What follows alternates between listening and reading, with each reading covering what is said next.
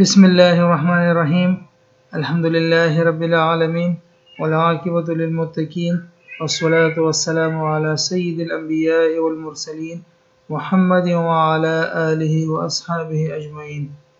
السلام علیکم ورحمۃ اللہ وبرکاتہ. امید کرتا ہوں کہ تمام احباب خیریت سے ہوں گے. آج ہم اس ویڈیو میں گمشدہ چیزوں کی واپسی کے لیے چند وظائف کے بارے میں بات کریں گے.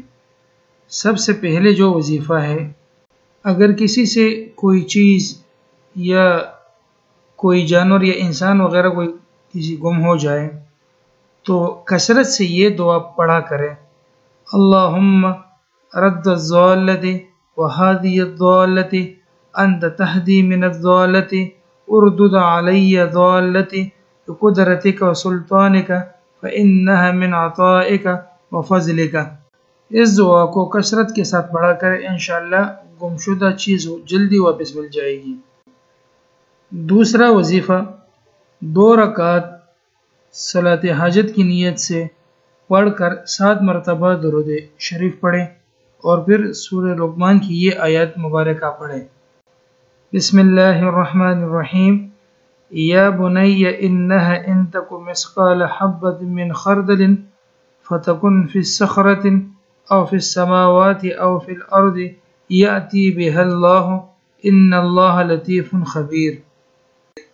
یہ آیت مبارکہ 119 مرتبہ پڑھیں، پھر اس کے بعد 119 مرتبہ یا حفیظ پڑھیں اور اس کے بعد 7 مرتبہ درود شریف پڑھیں اور پھر دعا کریں.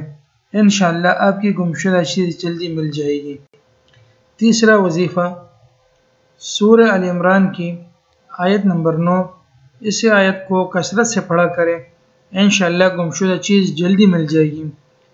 وہ آیت یہ ہے: بسم اللہ الرحمن الرحیم ربنا انک جامع الناس لیوم لا ریب فیہ ان اللہ لا یخلف المیعاد.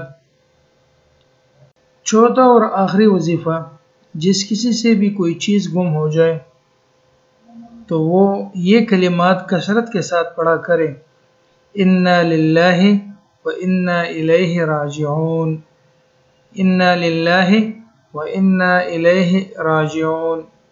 اللہ رب العزت بولنے اور سننے والوں کو عمل کی توفیق عطا فرمائے.